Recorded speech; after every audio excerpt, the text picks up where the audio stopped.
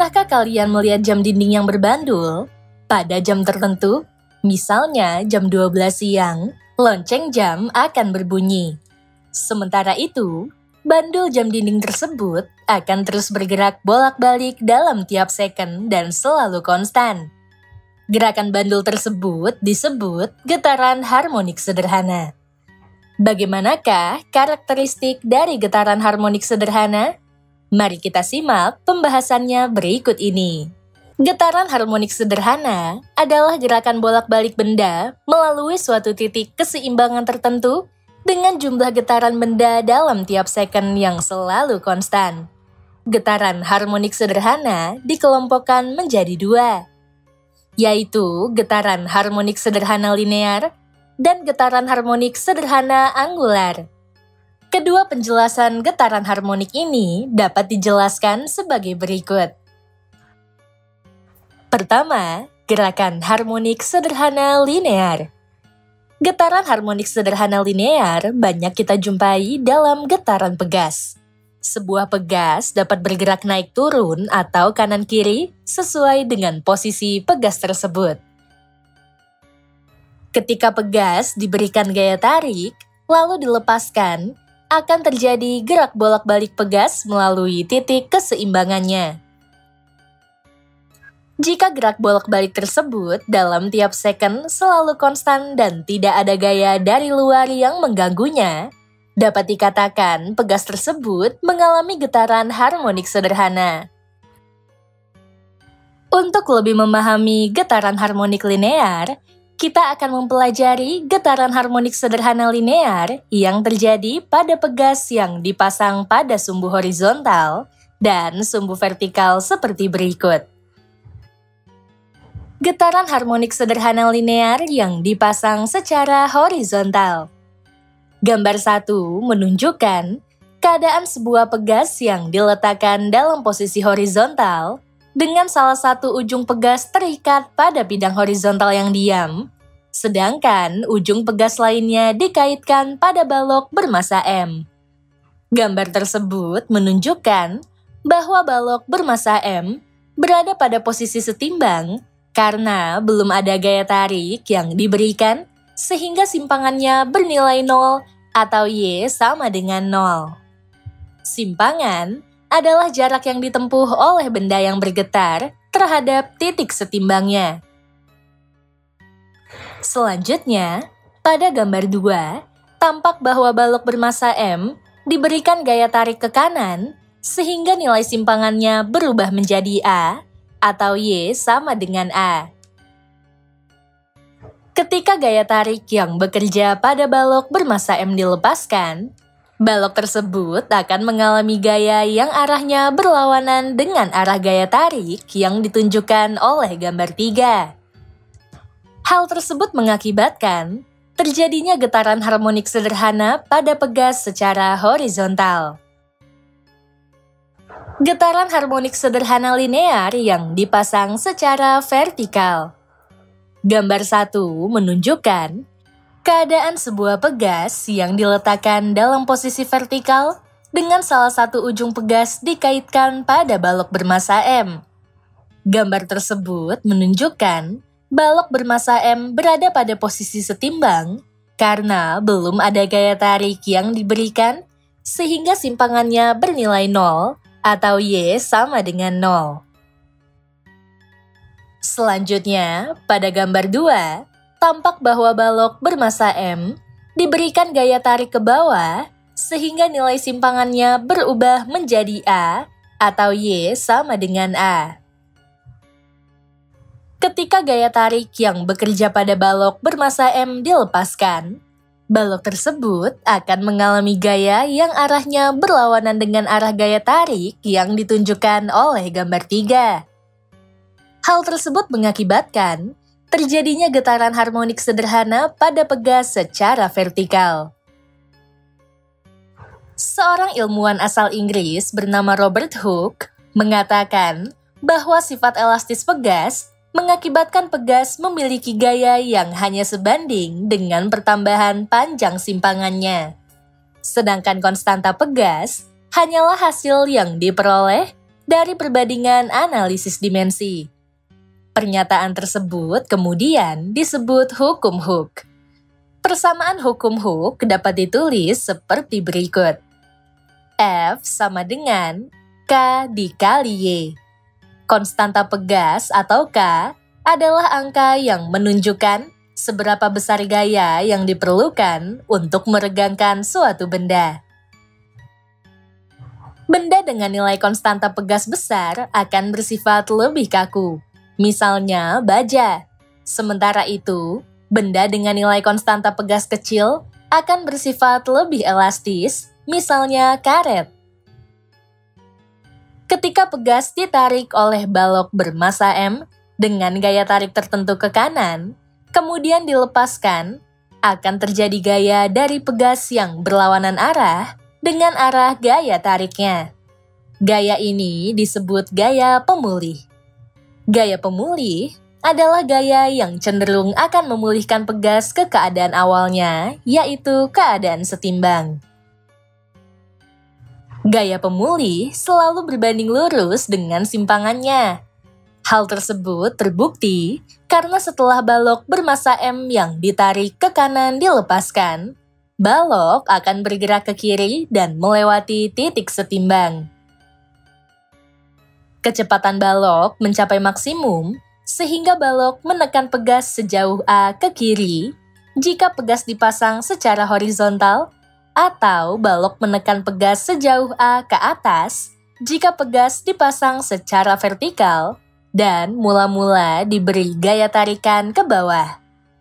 Geraknya berkebalikan dengan arah simpangan sebelumnya, yaitu A, sehingga secara matematis dapat kita tulis Y sama dengan negatif A.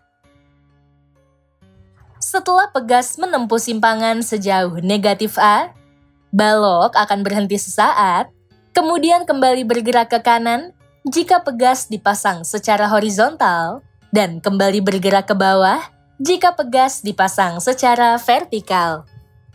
Hal tersebut terjadi karena adanya gaya pemulih. Jika gaya gesekan diabaikan, balok yang terikat pada pegas yang dipasang secara horizontal akan bergerak ke kanan sejauh A, kemudian kembali ke kiri sejauh negatif A. Sementara itu, balok yang terikat pada pegas yang dipasang secara vertikal akan bergerak ke bawah sejauh A, kemudian kembali ke atas sejauh negatif A. Kita dapat menghitung besar gaya pemulih atau F dengan memanfaatkan hukum Hooke dengan tanda simpangan atau Y yang negatif. Tanda negatif tersebut bukanlah nilai penghitungan, tetapi digunakan untuk menyatakan bahwa arah simpangan yang dihasilkan oleh gaya pemulih berlawanan dengan arah simpangannya karena menuju keadaan setimbangnya.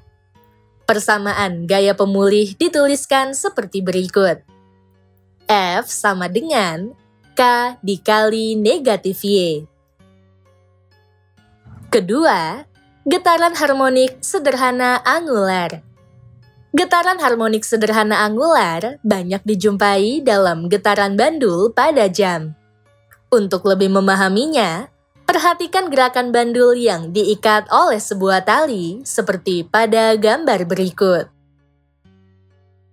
Panjang tali menunjukkan jarak ikatan bandul dengan bidang datar. Gerakan bandul tersebut membentuk ayunan sederhana dengan lintasan A, lintasan B, lintasan C, lintasan D, dan lintasan E. Satu getaran harmonik sederhana pada bandul tersebut dinyatakan melalui ayunan bandul yang dimulai dari titik setimbang menuju titik akhir, kemudian ke titik setimbang menuju titik awal, lalu kembali ke titik setimbangnya lagi. Titik setimbang adalah posisi bandul ketika tidak menerima gaya apapun dari luar. Dari gambar tersebut, tampak bahwa titik setimbang bandul terletak di titik C.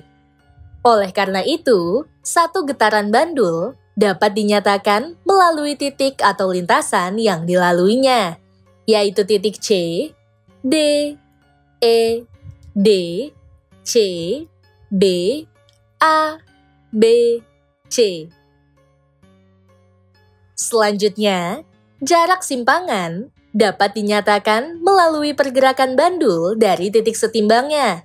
Contohnya dari titik C ke titik B, titik C ke titik D, titik C ke titik A, dan titik C ke titik E.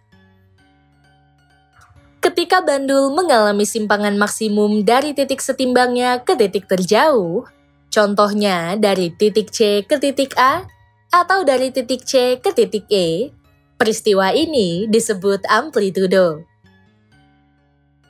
Ketika bandul ditarik dengan sudut fase tertentu, kemudian dilepaskan, akan terjadi gaya dorong dari bandul yang berlawanan dengan arah gaya tariknya yang disebut gaya pemulih. Prinsip gaya pemulih dalam getaran harmonik sederhana angular sama dengan prinsip gaya pemulih dalam getaran harmonik sederhana linear. Gaya pemulih dalam getaran harmonik sederhana angular dipengaruhi oleh sudut fase, massa benda, dan percepatan gravitasi. Sudut fase yang dilambangkan dengan theta adalah sudut getaran harmonik sederhana angular yang terbentuk ketika bandul bergerak dari titik tertentu menuju titik setimbangnya. Secara matematis, gaya pemulih dalam getaran harmonik sederhana angular dituliskan seperti berikut. F sama dengan negatif M dikali G dikali sinus theta. Besar sudut fase diperoleh dari hasil kali antara kecepatan sudut atau omega dan selang waktu atau T untuk terjadinya getaran harmonik sederhana angular tiap second. Secara matematis, persamaannya dituliskan seperti berikut. Theta sama dengan omega dikali T. Selain pada bandul, getaran harmonik sederhana angular juga dapat kita temukan pada pegas, seperti pada peredam kejut atau shock absorber yang banyak kita jumpai dalam mobil. Bagian atas peredam kejut terhubung dengan piston yang dipasangkan dengan rangka kendaraan. Sementara itu, bagian bawah peredam kejut terhubung dengan silinder yang dipasangkan dengan as roda.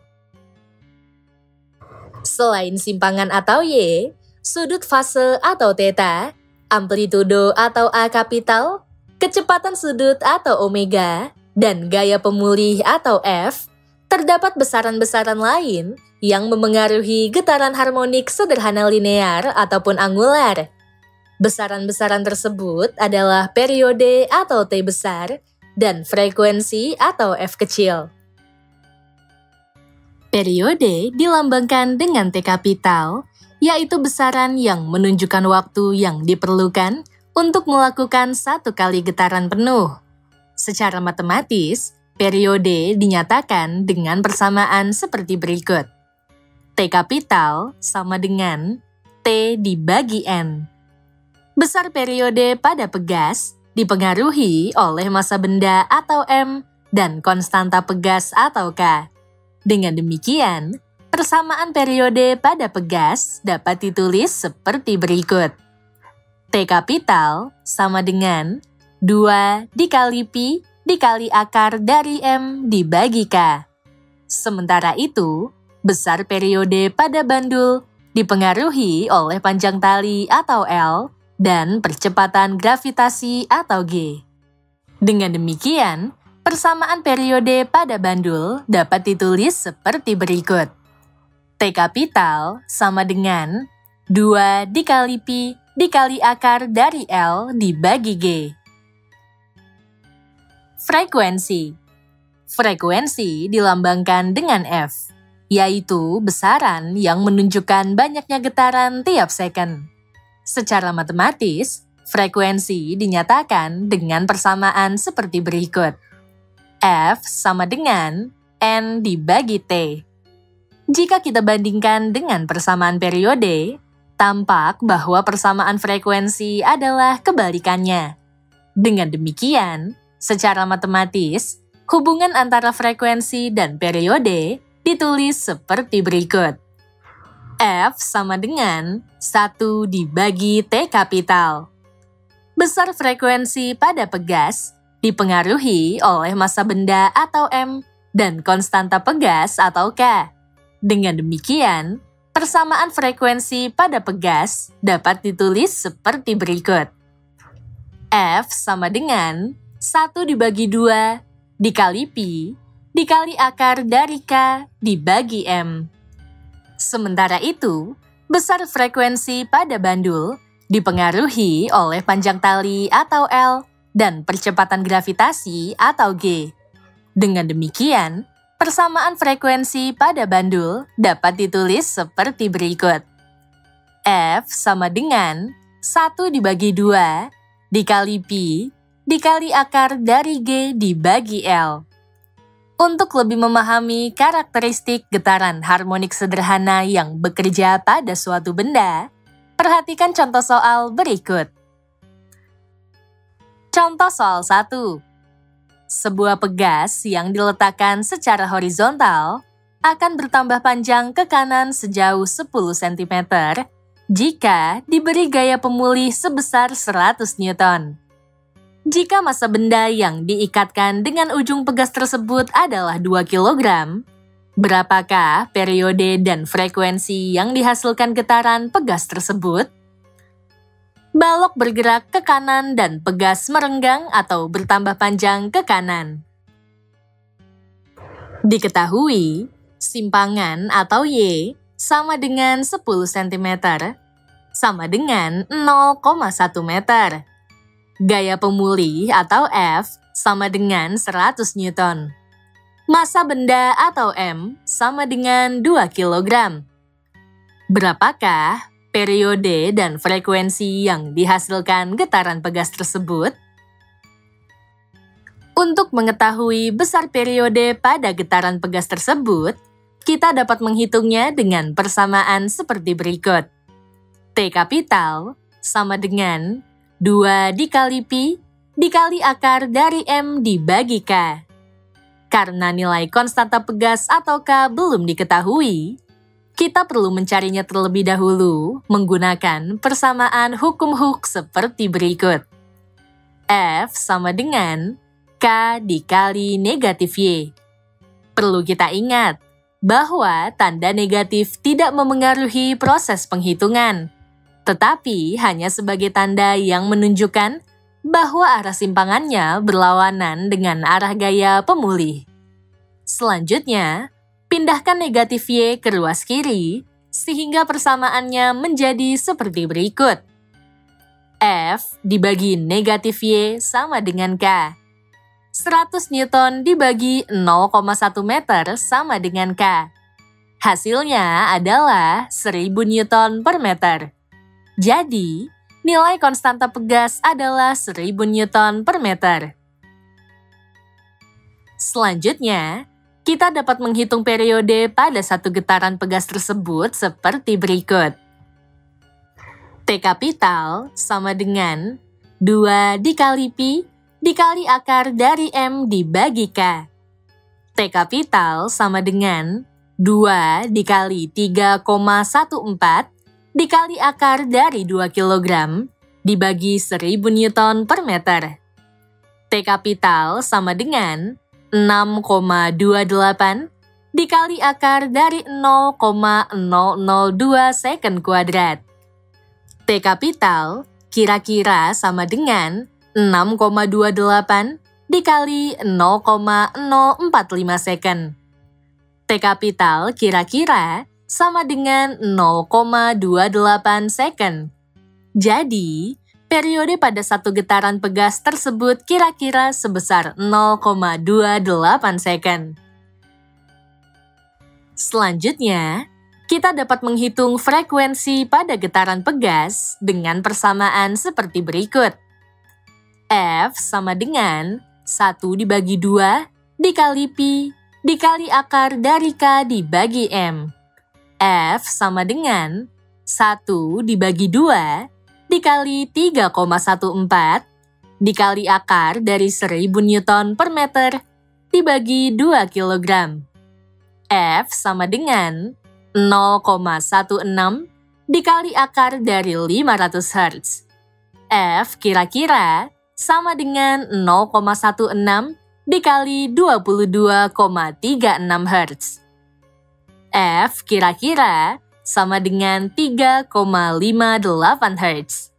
Jadi, frekuensi pada getaran pegas tersebut kira-kira sebesar 3,58 Hz. Contoh soal 2. Sebuah bandul bermasa 0,3 kg digantung dengan seutas tali yang panjangnya 0,6 meter. Bandul tersebut disimpangkan dari titik setimbangnya dengan sudut fase sebesar 30 derajat. Jika percepatan gravitasi sebesar 10 meter per second kuadrat, hitunglah gaya pemulih dan frekuensi ayunan bandul tersebut. Diketahui, M sama dengan 0,3 kg, L sama dengan 0,6 meter, Theta sama dengan 30 derajat, G sama dengan 10 meter per second kuadrat. Berapa gaya pemulih dan frekuensi ayunan bandul tersebut? Untuk mengetahui gaya pemulih, kita dapat menghitungnya dengan persamaan seperti berikut. F sama dengan negatif M dikali G dikali sinus theta. F sama dengan 0,3 kg dikali 10 meter per second kuadrat dikali sinus 30 derajat. F sama dengan 3 Newton dikali setengah. F sama dengan 1,5 Newton. Perlu kita ingat bahwa tanda negatif tidak memengaruhi proses penghitungan, tetapi hanya sebagai tanda yang menunjukkan bahwa arah simpangannya berlawanan dengan arah gaya pemulih. Jadi, gaya pemulih ayunan bandul tersebut adalah 1,5 Newton. Selanjutnya, frekuensi yang dihasilkan ayunan bandul tersebut dapat dihitung dengan persamaan seperti berikut. F sama dengan 1 dibagi 2 dikali pi dikali akar dari G dibagi L. F sama dengan 1 dibagi 2 dikali 3,14 dikali akar dari 10 meter per second kuadrat dibagi 0,6 meter. F sama dengan 1 dibagi 6,28 dikali akar dari 16,67 Hz. F kira-kira sama dengan 0,16 dikali 4,08 Hz. F kira-kira sama dengan 0,65 Hz. Jadi, frekuensi yang dihasilkan ayunan bandul tersebut kira-kira sebesar 0,65 Hz. Poin-poin penting pada pembelajaran kali ini adalah sebagai berikut. Pertama, getaran harmonik sederhana adalah gerak bolak-balik benda melalui suatu titik kesetimbangan tertentu dengan banyaknya getaran benda dalam tiap second yang selalu konstan. Kedua, getaran harmonik sederhana terbagi menjadi dua, yaitu getaran harmonik sederhana linear seperti pada gerak pegas dan getaran harmonik sederhana angular seperti pada gerak bandul jam. Ketiga, ketika pegas ditarik oleh balok bermasa M dengan gaya tarik tertentu, kemudian dilepaskan, akan terjadi gaya dorong dari pegas yang berlawanan dengan arah gaya tariknya. Gaya ini disebut gaya pemulih. Keempat, persamaan untuk menghitung besar gaya pemulih pada getaran harmonik sederhana linear dapat ditulis seperti berikut. Kelima, persamaan untuk menghitung besar gaya pemulih pada getaran harmonik sederhana angular dapat ditulis seperti berikut. Keenam, sudut fase diperoleh dari hasil kali antara kecepatan sudut dan selang waktu getaran harmonik tiap second yang dituliskan seperti berikut. Ketujuh, periode dilambangkan dengan T, yaitu besaran yang menunjukkan waktu yang diperlukan untuk satu kali getaran penuh. Kedelapan, besar periode pada pegas dipengaruhi oleh massa benda dan konstanta pegas. Kesembilan, besar periode pada bandul dipengaruhi oleh panjang tali dan percepatan gravitasi. Kesepuluh, frekuensi dilambangkan dengan F, yaitu besaran yang menunjukkan banyaknya getaran tiap second. Dapat dikatakan bahwa frekuensi adalah kebalikan dari periode. Kesebelas, besar frekuensi pada pegas dipengaruhi oleh massa benda dan konstanta pegas. Kedua belas, besar frekuensi pada bandul dipengaruhi oleh panjang tali dan percepatan gravitasi.